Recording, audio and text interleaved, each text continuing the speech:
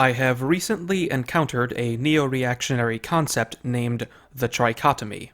It is based on a blog post written by Spandrel, coined by Nick Steves, and popularized by other neo-reactionaries including Nick Land. I discovered the trichotomy via the livestream Distans7 on the Distributists channel.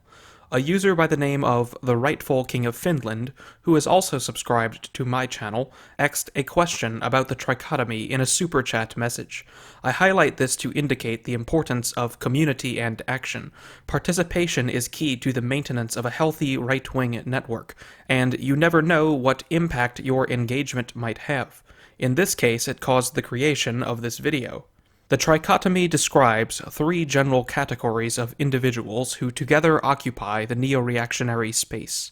Spandrel first breaks down neo-reaction into a dichotomy of traditionalists and futurists, two groups mutually dissatisfied with modernity, one looking to the past and the other to the future.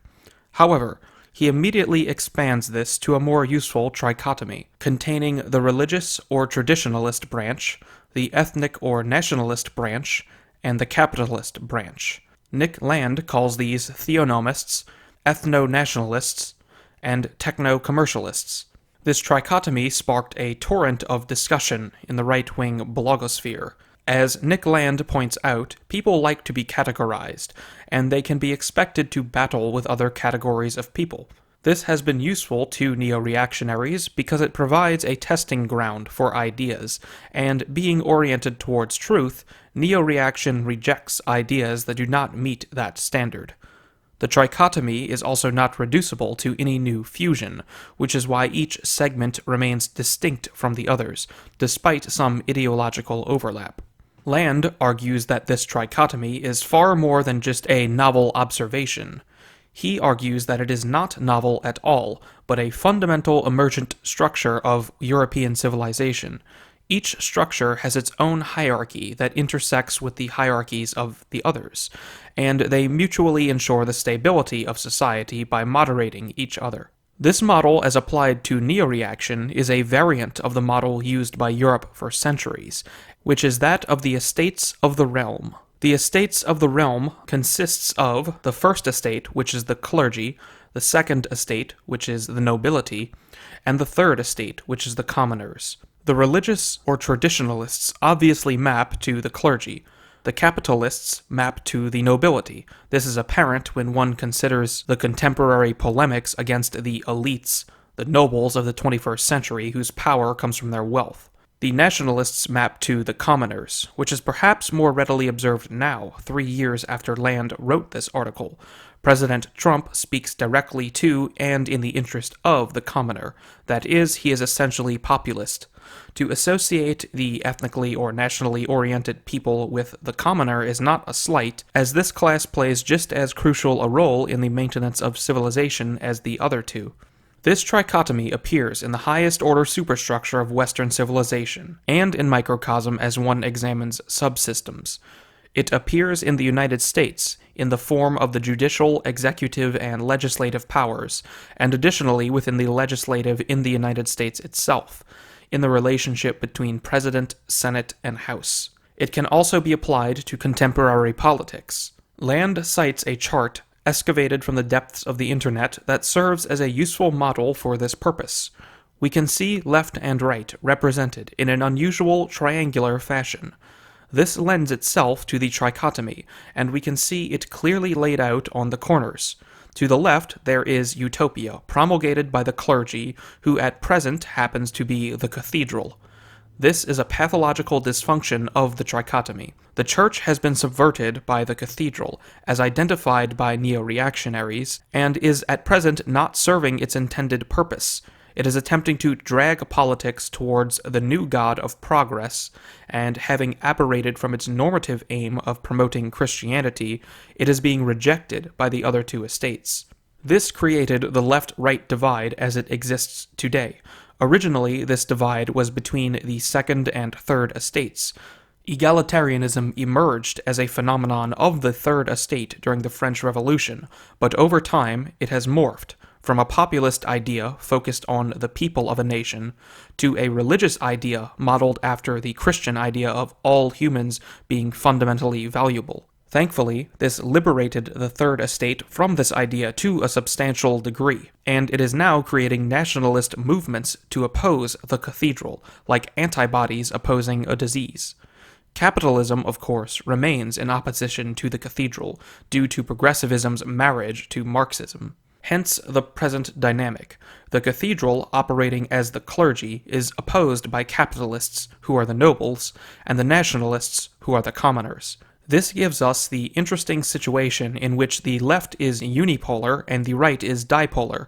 Normally, these estates would act as moderating influences on one another, keeping society within a relatively stable equilibrium. With the clergy in a state of rebellion, the other two are seeking to assert themselves and make up for the systemic failure. This clarifies patterns we see in contemporary politics. The left is more organized and focused than the right, because the left side of the axis converges into a singularity. Far leftists are more likely to agree with each other than center leftists are.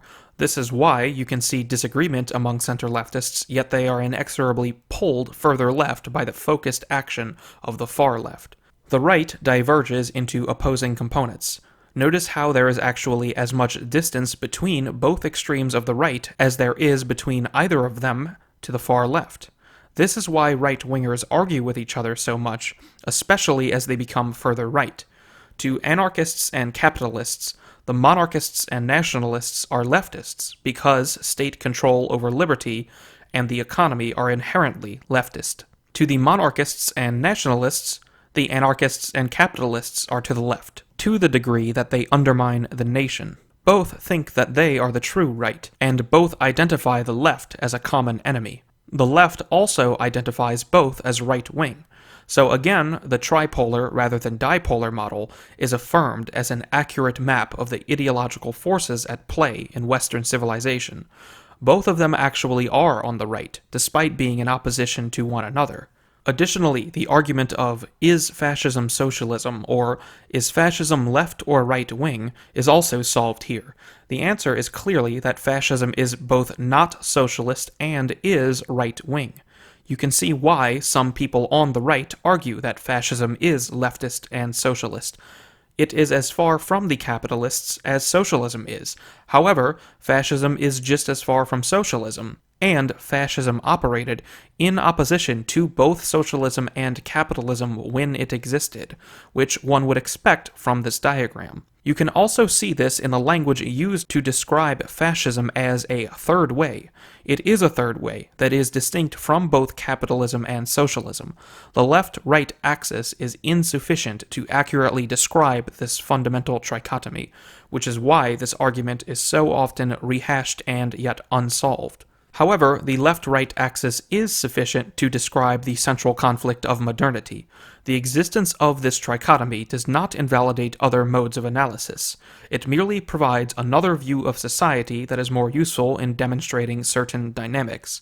The battle between left and right is real, and there are only two sides at the end of it. It is just that on one side there is a singular entity, and on the other there are two. Now that we understand this trichotomy and how it relates to contemporary politics, what is to be done with this information? It is clear that the two components of the right should not attempt to merge in order to mimic the left. This isn't so much a strategic choice as it is a law of nature. This chart is not a graph of options, but a graph of how people think. There are fundamental differences between individualism and absolutism that prevent any coherent unification between them. However, many people ideologically stand away from the edges of this triangle, amalgamating their preferences from all three poles. This is the material from which political parties organize, and is the area in which the poles can cooperate. In the present situation, when one pillar of Western civilization has been so perverted, it is even more critical that the other two remain stable. The proper role for the individualist and absolutist pillars in the current scenario is to prevent a slide into leftist oblivion, but also not to create an equal imbalance towards another pole in doing so. The Darwinian ground between them is ripe for cooperation, and in the United States, the Republican Party is potentially evolving to fill this role. Similar phenomenon exist in Europe, with both individualists and nationalists opposing globalists. It is a tricky situation to manage the equilibrium between individualism and absolutism, and furthermore, there is an even more fundamental problem to be solved. If a moderation among these three estates is indeed the foundation of Western civilization, then the precondition for having a successful civilization is a secure existence of these estates. The clergy still exists in its original form, but it has been massively disempowered and essentially replaced. In order to properly strike the balance of powers that is Western civilization, a restoration of the clergy is necessary. It is not sufficient for the right to merely be a negation of the left. It must positively reconstitute the traditional system. To bring this back to the Neoreactionary Trichotomy itself, it is the role of the capitalists to protect the liberty of the individual. It is the role of the nationalists to secure the existence of the nation in which these individuals reside, and it is the role of the religious tradition to orient the people of this nation towards a superordinate metaphysical aim. These three forces acting in tandem with appropriately principled approaches to each other are what it will take to restore Western civilization, or at least to build a successor. I say appropriately principled to denote the fact that there are certain compromises to be made with each other, and other ideals that are uncompromisable. To be clear, the idea that Western civilization exists as a moderation of these three estates is not to say that the correct opinion on any particular issue is in the middle, simply by virtue of being a centrist position. If we consider the three estates mathematically, the median of the three poles is directly in the center. Likewise, adding moderated positions approaching the center results in the same calculation. The goal is to keep society in the safe zone, regardless of the calculus that sustains it. To give an example, the clergy cannot compromise on the existence of God. In the Jewish tradition, there are many atheists who consider themselves to be Jewish. In the Christian domain, Jordan Peterson professes the value of Christianity, yet appears to be an atheist. People in these categories may be useful in some way to religious traditions, but ultimately there must be those who affirm the metaphysical reality of God.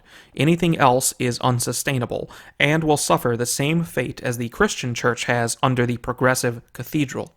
If you want to learn more about the role of tradition in Western civilization, read this article by Nick Steves on deep heritage, which is a term Nick Land created in his original post on the trichotomy. It discusses the role of tradition in society in detail. That's all for now. Hopefully you find this helpful in understanding politics and reaction. Thanks for watching.